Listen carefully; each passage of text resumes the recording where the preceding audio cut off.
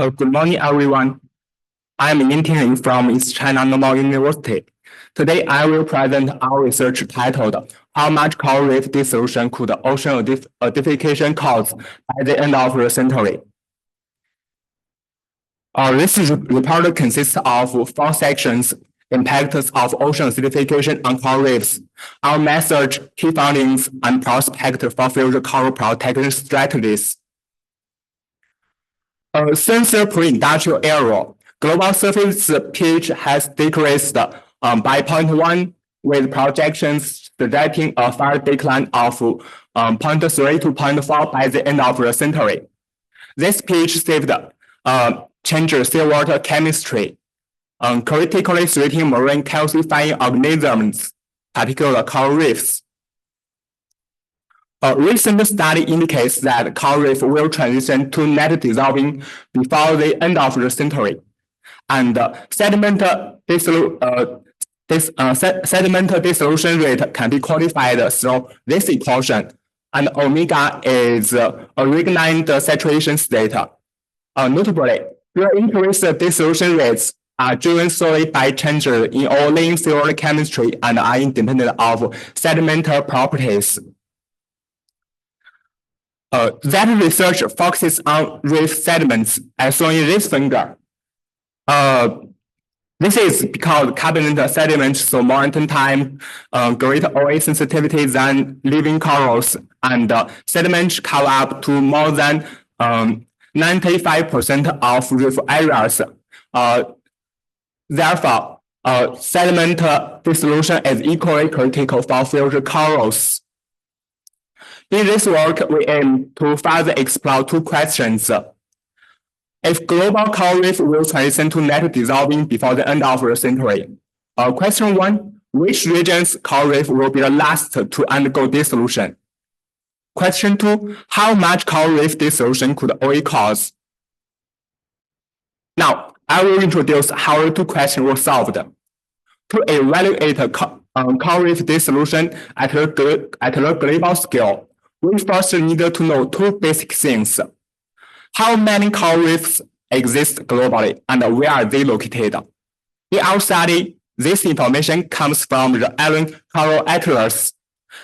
By integrating over 2 million satellite images and field data from more than 400 international research teams, the Island Coral Atlas provides the first global high-resolution map of coral reefs. You may ask, how reliable is this dataset? Okay. As shown in the left figure, in our pre-Earth research, we conducted field measurement of a coral reef on Hainan Island, and the result shows strong consistency with them. As mentioned earlier, the dissolution rate of reef sediments can be quantified through originated saturation state. This dataset was provided by Dr. Jiang, who applied a model data fitting method. The surface ocean originated saturation state is present at a decadal average on a 1 degree grid, covering the period from 1740 to 2100. Compared to Earth system model outputs alone, observational constraints significantly improve model simulation of OA trajectories. Next is method section. Rho value 2.92 is the originated saturation state threshold for sediment transformation from net precipitation to net dissolution. We first identify coral reef refuge by checking the dynamics of 2.92 count line. Identifying coral reefs least prone to dissolving, and assessing refuge capacity and multiple threshold.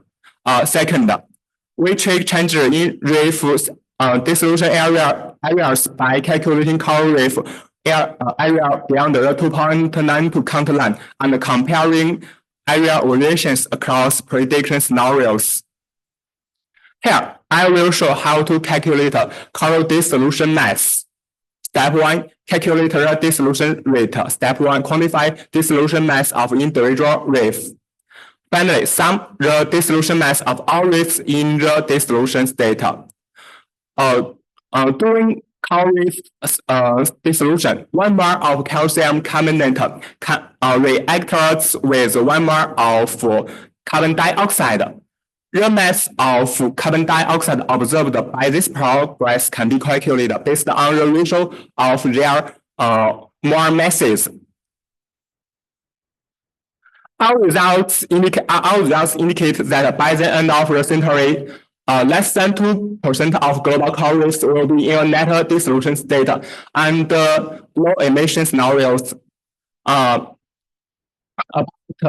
30% of coral reefs are projected to transition to net dissolution and moderate scenario.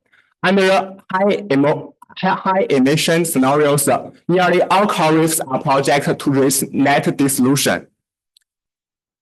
Notably, the South Central Pacific, Caribbean, and the coast of Brazil host critical coral refuges due to their slower omega decline. Cumulative calcium carbonate dissolution masses and different SSP scenarios range from 0.01 to 2.86 GT. Potential carbon dioxide storage capacities across the corresponding scenarios were from less than 0.1 to 1.26 GT. Under the SSP 5 to 8.5 scenario, reef sediment dissolution rates are projected to surpass calcification rates by 2090. Throughout the past 2.6 million years, during interglacial periods, sea level rise on large continental shelves, coral reefs develop extensively and release carbon dioxide into the atmosphere. During glacial periods, sea level drop exposes continental shelves. Weathering of self-carbonates absorbs carbon dioxide from the atmosphere. By the end of the century, as sediment dissolution surpassed coral calcification, coral reefs are projected to be a net carbon dioxide sink for atmosphere, similar to their function during glacial period. This implies that coral reefs' role in regulating global climate through carbon dioxide regulation will be lost due to ocean acidification. We also assessed the impact of ocean acidification on reef accretion rates during this century. Our results indicate that the erosion rate caused by coral reef dissolution is projected less than 0.5 millimeter per year. But coral reef dissolution could amplify physical erosion risks. Why do we have this concern?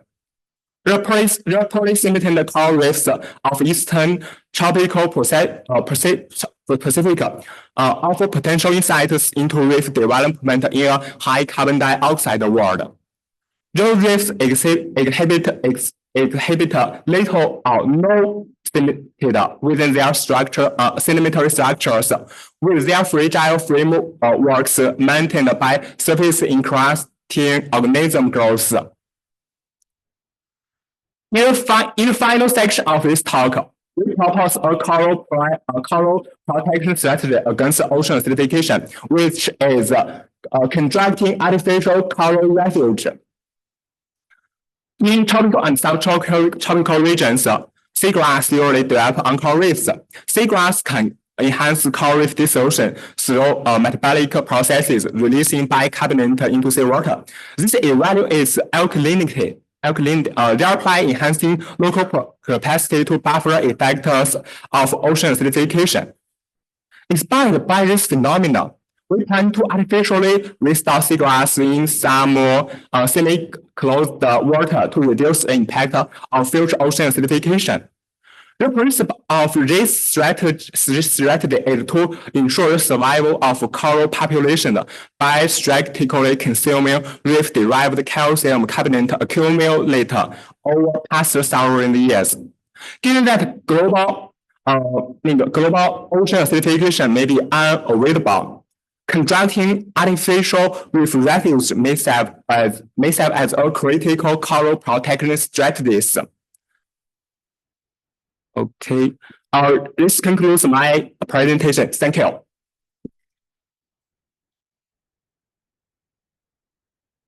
Thanks, Tim, for the talk.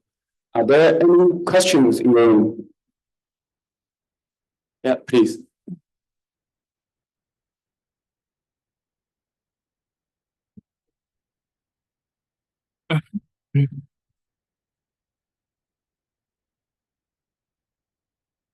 Hello, hi. Yeah, it's okay. Okay, thanks. Thanks very much. Thanks for the talk. I enjoyed that. Have you thought of looking at compound impacts?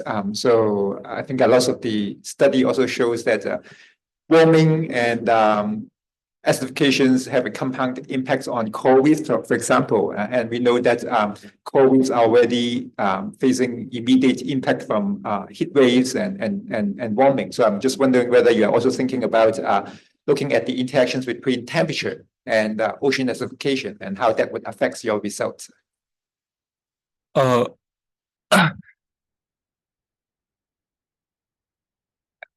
Yes, say something about the impact of temperature if you have. Okay. In this work, this part is only describe the impact of oceanification. But in this section, we do many works including temperature and human activities. One conclusion is the impact of coral reef dissolution is projected to be less than 0.5 millimeter per year. And another conclusion of this study is that by the middle of this century, coral reef accumulation can't catch up the rise of global sea level rise. And this work is not in there is because there is only 10 minutes. Okay, 谢谢。